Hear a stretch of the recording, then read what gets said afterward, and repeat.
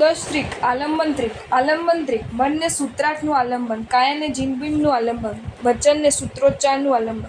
ચૈત્યવંદન દરમિયાન મન, વચન, કાયાના તોફાની ઘોડા ઉન્માર્ગે ચાલ્યા ન જાય તે માટે તે ત્રણેય યોગના ઘોડાઓને 3 આલંબનોના આલંબન સ્તંભ સાથે બાંધી દેવાના છે. મનના ઘોડાને સૂત્રના અર્થના આલંબને બાંધો. વચનના ઘોડાને સૂત્રના શુદ્ધ ઉચ્ચારના આલંબને બાંધો. કાયાના ઘોડાને જીનબિંબના તથા ચૈત્યવંદનની વિવિધ મુદ્રાઓના આલંબને બાંધી દેવો.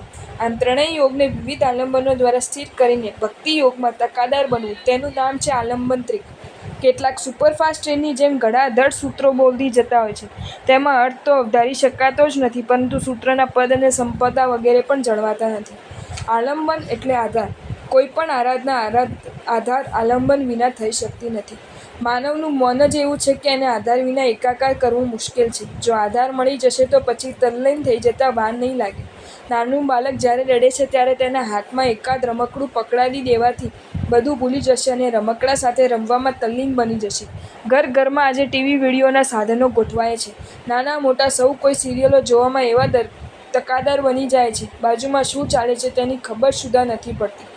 માટે જ ઇન્ડિયામાં વધારે ચોરીઓ રાત્રે નહીં પણ દિવસે સિરિયલોના ટાઈમે થાય છે. માણસ ટીવીના આલંબનમાં એવી તલ્લીન બની જાય છે કે ચોર ક્યારે આવ્યો ક્યારે ગયો તેની ખબર જ પડતી નથી. જિનાલય પણ નજર સમક્ષ પરમાત્મા અરિહંત દેવાધિદેવના ભવ્યાતિ ભવ્ય જીનબિંબનું આલંબન છે. એ આલંબનના આધારે ચિત્તને પ્રભુમાં સ્થિર કરવાનું છે. દુનિયાના આલંબનો લઈને જીવ માત્ર કર્મનું સર્જન કર્યું છે, મન બગાડ્યું છે, આત્માને ભારે બનાવ્યો છે. દિવસ દરમિયાન નાનું અમથું નિમિત્ત મળશે તો માણસ ત્યારે સ્થિર થઈ જશે. રસ્તા વચ્ચે જો મદારીનો ખેલ ચાલતો હોય અને નાગ દોડતો હોય તો માણસ ત્યાં જોવો ઊભો રહી જશે.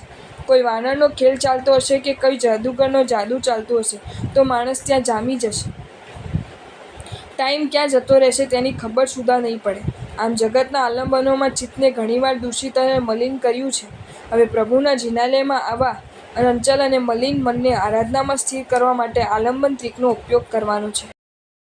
જો તમને આ વિડીયો ગમ્યો હોય તો આ વિડીયોને લાઈક કરો અને મારી ચેનલ જૈન ફેક્ટ્સ એન્ડ સ્ટોરીઝને સબસ્ક્રાઈબ કરો. ધન્યવાદ.